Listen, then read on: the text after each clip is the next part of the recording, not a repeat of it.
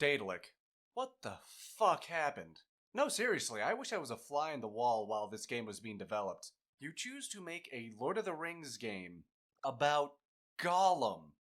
What do you even make a Gollum game about? Well, I guess you guys didn't know either, because despite being in development since 2019, this game looks unfinished. I know there's going to be some people who will say, but Artemis! They were a point-and-click adventure game company. Of course their first 3D game would be bad. Nah, that's horseshit. But I do feel their experience in point-and-click adventure games might have influenced some of the decisions in this game. Okay, so first impressions are not good. We have a low-resolution Progerian child that has the ability to slowly load in textures. Oh, this game has DLC too. Want to know what it is? If you purchase the DLC, you get emotes. In an offline single-player game, you get to actually read the in-game lore, something that totally could have been in the main game. And finally, you get the option to make the elves only speak Elvish, so you can't actually understand what they're saying. Wow, Daedalic, you make EA proud with how crap your DLC is. That's an achievement. Enough procrastinating, let's get into this. We open on Gollum in Elvish captivity, where he is telling a riddle to himself. Darkness they see. Faces look garbled, no flurry they feel. No breath, no cheer, death not to fear. Time is not spent, roses has no scent. At nothing you can marvel without me. I know this one. Light. Now, this is the first line of dialogue in the game. This riddle. This is the first foot forward. Do you think it has anything to do with the game? Fuck no, it's just there to remind you that Gollum likes riddles. Eventually, we start getting interrogated by Gandalf. Oh, I'm sorry, that's not Gandalf, that's Wizard parentheses off parentheses. And don't you tell me it's so deaf people know he's off screen. They can see he is off screen! And man, these cutscenes. Everyone looks like Play-Doh, and they move like bootleg Chuck E. Cheese animatronics. We get a flashback of Gollum in Mordor. Wow, nice lighting effects. You download them from YouTube? Finally gameplay. Oh, Jesus Christ, the motion blur. It's like some asshole spread Vaseline all over my screen. And no, you can't turn it off. But anyway, this is the tutorial, and it's basic platformer stuff. You can run, jump, climb. You can even do wall runs. Man, Gollum is an athletic little fucker, ain't he? During this, we get voice lines from Gollum and Gandalf, and it's kinda jarring, but it doesn't really add anything right now, at least. It'll come back later. So you never left that cave? Never. And no one ever saw you? No one. What does this tell us? That Gollum is a liar? No shit, it's Gollum. The only people who would play a Gollum game are people who know who Gollum is. Starting the game in the middle like this, in medias res, seems really pointless to me. Why not just start at the cave? Starting out with Gollum in Mirkwood. It doesn't make us wonder how he got into Mirkwood, because if you read the book or watched the movie, you know how he got into fucking Mirkwood. Oh yeah, there are fucking collectibles in this game. Wanna know what you get for collecting them all? Nothing! Absolutely nothing! Gollum gets back to his cave, and there are pictures on stones, which tells you the backstory of the Lord of the Rings, but it acts like you don't know what Lord of the Rings is. Moving out of the cave, Gollum sees a bird, which must be a spy for Sauron. Look, there's a bird, dude. It knows what's good. I'm telling you, I just heard it inside. After chasing the bird, we run into some orcs, and how the hell did they get up here? Oh my god! Gollum, that's not okay. The NAACP is gonna fucking crucify you, man. And yes, I know that this is supposed to be a reference to Gollum's description in the books, when he's hiding. But come on, look at this. The shadow is not natural at all, and there's no transition when you enter the stealth areas. You immediately become an Enderman. So yeah, we get the stealth tutorial, and it's pretty basic. You press Control to enter sneak mode, and if you enter the shadows or other sneak zones, you basically become invisible. You get chased by some orcs that you can't stealth past, and we get to the birds.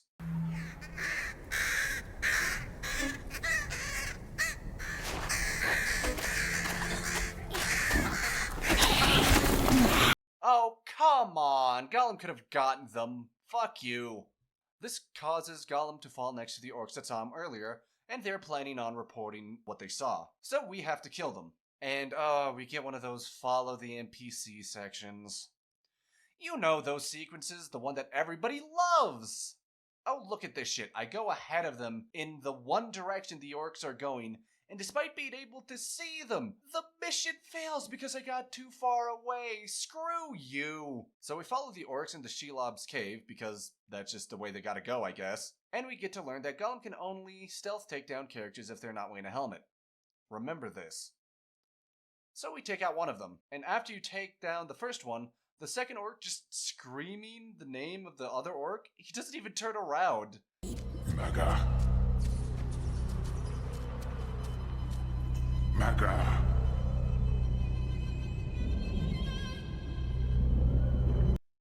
This guy's got a helmet, so to take this guy out, we gotta throw a rock at the lamp, which apparently is so shocking to this orc it makes him fall off the bridge.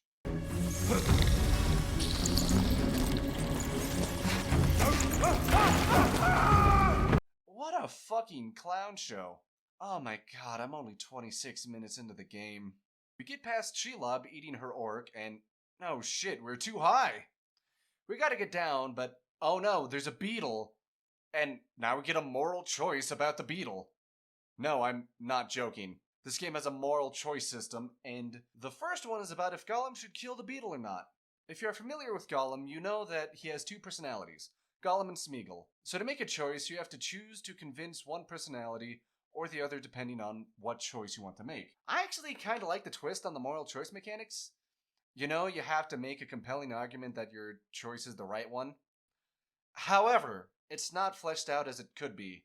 It takes very little to convince either Gollum or Smeagol to do something, and the choices mean nothing throughout most of the game. Take this choice, for example. Do I kill the beetle and hide, or do I let it live? Whichever one you choose, they play the same animation, and it only changes the facial expression. Angry if you choose to kill it, happy if you decide to let it live. And yeah, the beetle gets away because while Gollum is fucking around with the beetle, the Nazgul show up.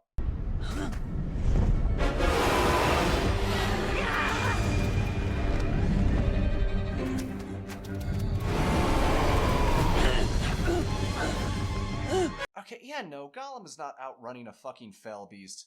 He's an anorexic hobbit, and even at the start of the game he said he didn't eat today.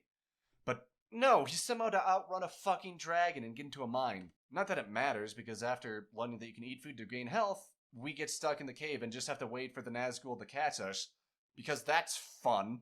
And don't tell me it's so I feel the fear Gollum is feeling, because I just feel frustrated since all I can do is sit with my thumb up my ass and wait for the game to decide it wants to move on. This could have just been a cutscene. And this is a thing that happens a lot where you will have gameplay portions that could have just been cutscenes. It's weird. Look at me.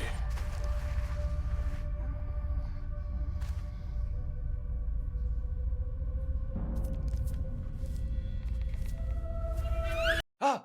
Elf jump scare! Remember, I died for your sins. Really? The Nazgul are doing the torturing themselves? They don't have an orc to do this? We go back to the past, where we are enslaved in the Black Pits. The next few hours of the game will be doing shit here. We get let out of the cell and have to go to the Beastmaster. But as we leave, we get a zoom in on this woman. This zoom in is important. It means the developers want us to know that this woman is here.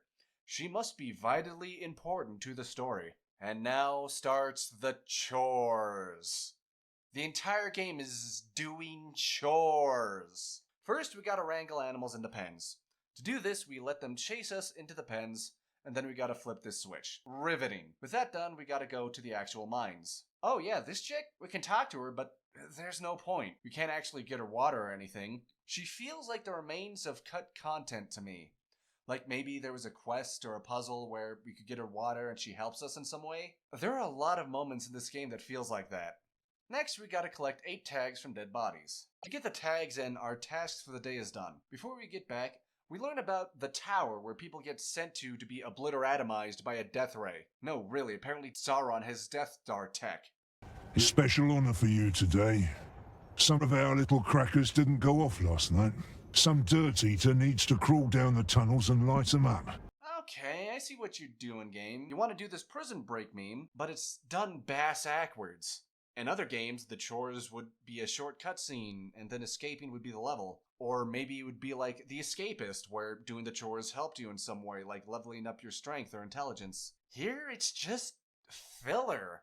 It's all filler. It's just there to make the game longer with lame platforming challenges. However, we finally get to do something cool. We gotta sneak through to get maps of the Black Pits. However, at one point I get lost because in this level, there's just a spot I can go, and it looks like the way to go, but it isn't, so fuck me, I guess. I finally find the way forward, and I'm able to get the maps. Don't ask me where Gollum carries his shit because he's only wearing a thong. We end up getting caught, though, and forced to do more tag grabbing. But we are saved by a bunch of NPCs. They send us on a mission to blow a thing up.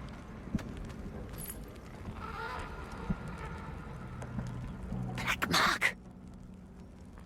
Now in goes the redstone.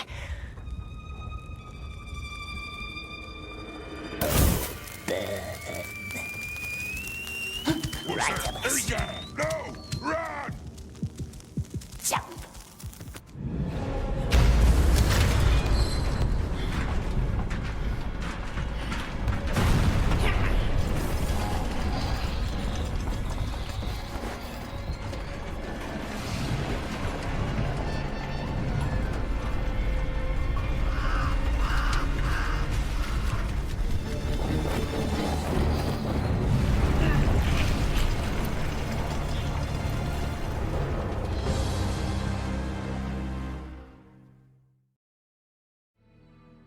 And make it back to our cell without anyone noticing. Somehow.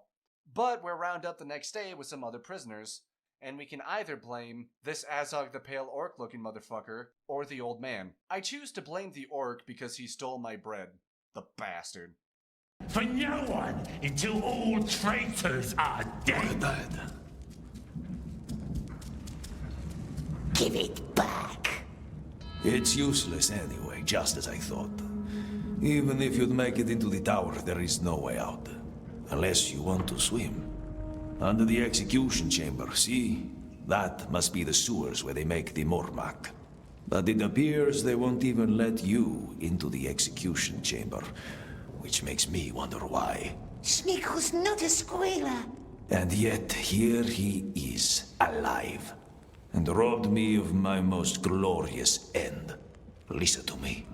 If you ever betray one of my people, as much as a mere syllable of a name, we are enemies, you and I. Well, fuck you too, dickwagon. Seriously, this is the thing about this game. Even if you play Nice Boy Smeagol, everyone's just a massive cock to you for no reason. Like, I just saved your life, shitheel. We have some more chores, but I think you guys get the point, so I'm just gonna stop pointing out all the boring shit. Eventually, we get taken up to the tower because the head of the Black Pits, the Candleman, wants to know why we are on the Do Not Kill list. Turns out we promised Sauron we would get the ring back for him. And despite that, Sauron is still just cool with us being slaves in the pits, not able to actually do the thing we promised. Why doesn't he know we promised Sauron? Sauron put me on the list. The Candleman should know. The mouth of Sauron is right there. Couldn't you just ask him? Anyway, we gotta go to the Breathing holes. We gotta make a bird egg. We got to solve a puzzle to birth a bird, and the components change depending on what color of bird you want to make. Almost like a point-and-click adventure game. I don't know this, but perhaps this game started as a traditional adventure game. It would make sense since that's Daedalic's bread and butter. That's probably why they chose Gollum as a protagonist, since in general, adventure game protagonists tend to be less action-oriented than other genres. Then, during the development, the project probably suffered from poor planning, which has fucked over game devs since the before times. We get a choice on what color we want the bird to be. We can choose black, brown, or white. It's not much of a puzzle, you just have to find the recipe of the bird you want to hatch and then follow the instructions. Not that it fucking matters. I chose the white bird, and it became a blackish brown later on in the game. I also noticed that the choice doesn't really make sense narratively. You see, there's this orc who gives commentary as we were hatching the bird. White. I hate white birds. Elf brood. Which begs the question, why is that an option? The color of the bird isn't used in gameplay, it doesn't affect the story at all, and in story, they are not good servants for Sauron's army. The game would genuinely be better if the devs just gave us the blackbird. We then learn how to use the bird to grab things Gollum can't reach. This mechanic will be used once and then never again. A new slave enters the pen, and the script is flipped! Now we are teaching the newbie how to survive just like we were. To do this, we get a mechanic where we can direct the NPC on what to do. This mechanic will only be used twice and never again. Oh, there's this side plot where the Candleman's daughter is working with the Mouse of Sauron to undermine her father. It leads to a mission where we have to find an orc and kill him before she can get to him, so they can't learn the location of the Shire and Bilbo Baggins. Wait, doesn't Sauron already know that? Wasn't that the point of Gollum being tortured? No wonder Sauron lost the war for the ring. Damn! Gollum is buff as fuck! Dude's been tweaking at the gym. Finally, we start the escape plan. First step, blame the new guy for the murder we just committed. Second step, now we got to save Fat Boy from the death ray. Rusting light is coming. How do we get him out? The lever! Try the lever! Up there on the gauge!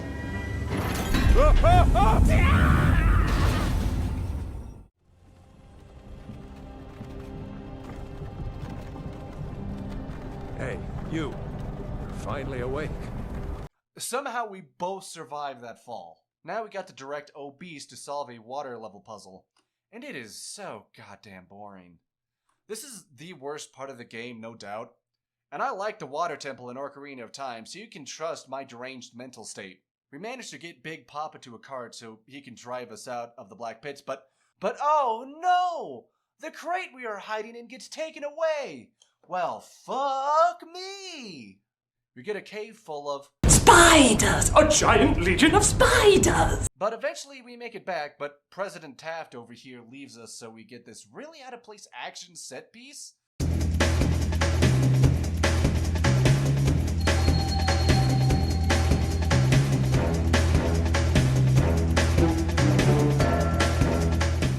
We're riding on a cart down a fucking highway, and we're leaping and dodging and hiding from the orcs. It reminds me of something from Ratchet and Clank or another platformer from the PS2. We just spent the last 5 hours slowly stealthing around. This game does not feel like it's built for this at all because Gollum's movement is very slow and clunky. He is built for slow and deliberate movement, not this high-octane action! Finally, we escaped the Black Pits. The game is done now, right? Right? We return to Gollum's cave from the start of the game, which is weird. You think this would be the first place they would look for him? And it's not like he just got back, it's implied he was here for a while. But guess what? At the same time, Fat Boy Slim also shows up. We follow Snorlax for a bit, and we have to help him not get caught by orcs, because apparently his peripheral vision is so bad, he cannot see an orc camp, literally, right next to him! We make our presence known, and we eventually take him to Shelob's cave, where Gollum wants to feed him to Shelob. So she'll let Gollum pass. At this point, hours after the start of the game, Gandalf's narration comes back. And there it was, in Deagle's little hand. All those years it must have been down there on the bottom of the river, hidden from the world, waiting. A ring of glittering gold, like a tiny sun, brilliant and beautiful. So beautiful. Give us that, Deagle, my love, you said. It was our birthday, my love. And you wanted it. It came to us, to us, to us. How could you resist a lure that not even kings could withstand? Cinematic parallels! However, when we reach Shelob, we're given a choice? Why so late? It doesn't matter though, because no matter what we choose, we get a chase scene straight out of Crash Bandicoot.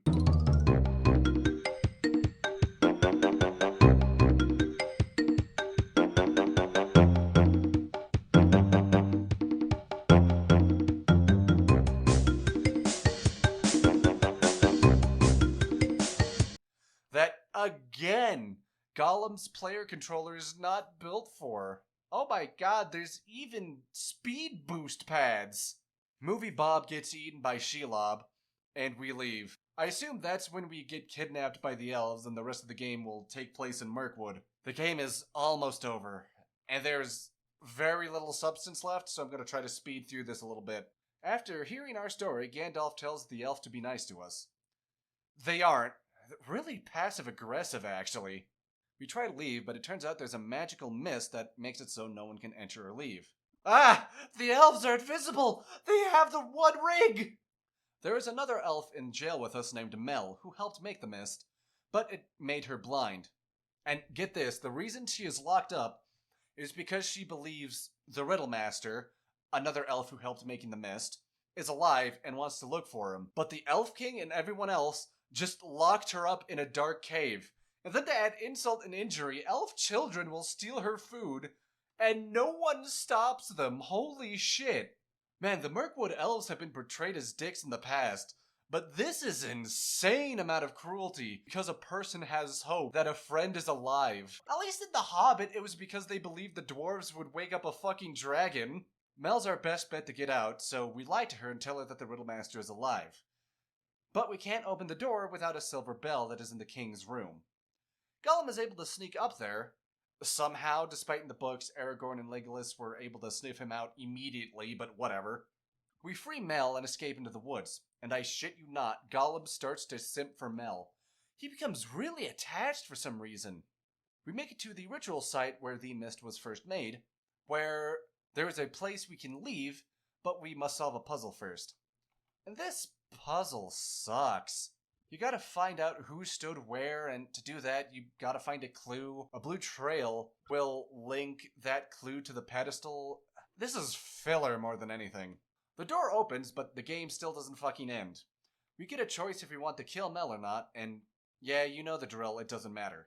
No matter what you choose, Gollum starts talking about how he killed Deagle, which causes Mel to run. Irises everywhere. Yellow ones, like here and there. Like Deagle, and looked up into the sky. No, wake up! We didn't do it. It wasn't us. We did nothing. You are mad. He tried to steal it. Tried to get away with our precious. Mel must believe us. She believes us, yes?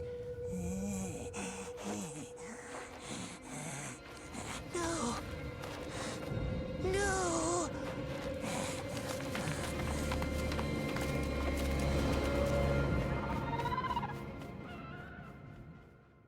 Making it so we can't escape the fog and get captured once again. What the fuck do we do now?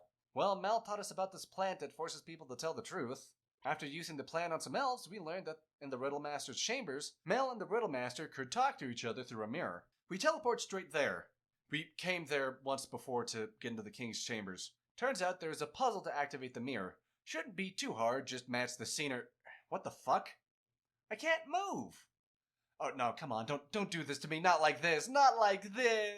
Yeah, it turns out there's a bug here that stops you from moving, essentially soft-locking you. Now you guys better thank me for this because I managed to bullshit my way through. I could have just ended the video here, but no, I decided to push on.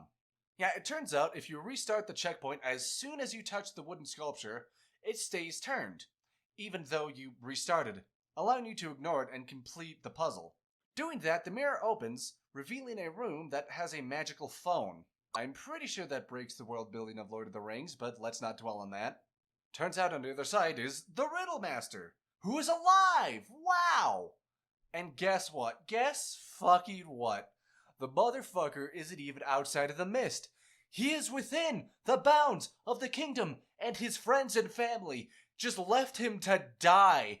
They never even begun to look for him. After leaving, we have some filler before orcs invade. Oh no, not the elves who are dicks to me. Oh, the humanity. Oh, so sad. But how did they get through the mist? Well, they got Mel to lead him through. So we have to find her. This leads to a door that the Candleman wants her to unlock. It's a picture puzzle. We have to make the image look like a deer, but there are stones missing. We need 2 stones to make the deer. However, there's only one you can move. Want to know the answer? There is a bird nest, and if you throw a rock at it, the second stone drops. It took me a while to figure this out because the mechanic was shown like once before and never used again. I also had to restart the level because I died trying to climb around, causing one of the stones to not be movable. Great. We open the door, which flashbangs everyone, allowing Mel and Gollum to just go through it because the Candleman and the orcs just stand there, not doing anything. Inside the elven ruins, we find the Riddlemaster. Dude, your friends are assholes. Also, what the fuck were you eating? How long have you been in here? This is a ruin. There's like...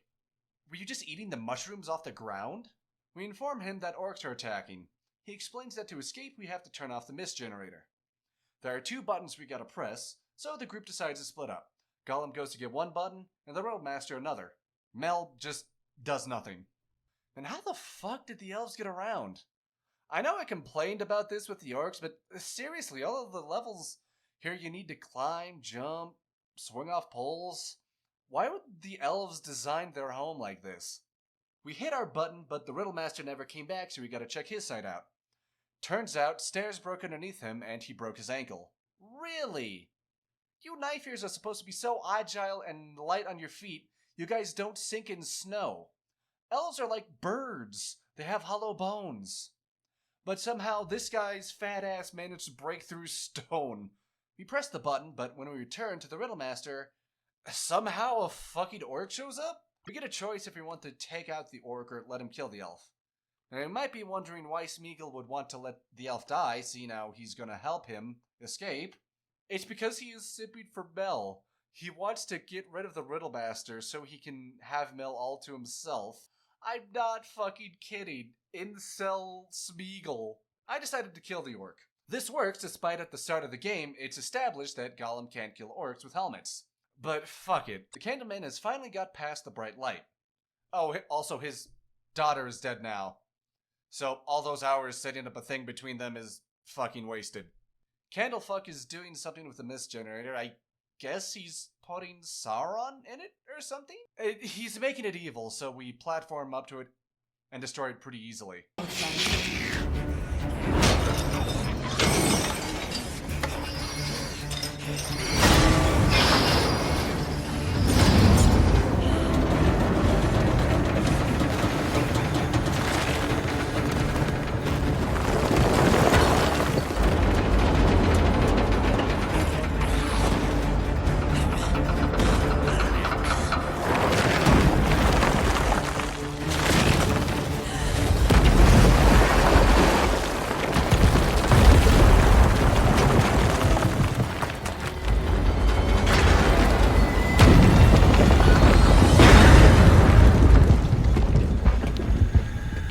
Wow, that easy, huh? This artifact that kept the Elves of Mirkwood safe for who knows how long, destroyed because of a random ass pipe.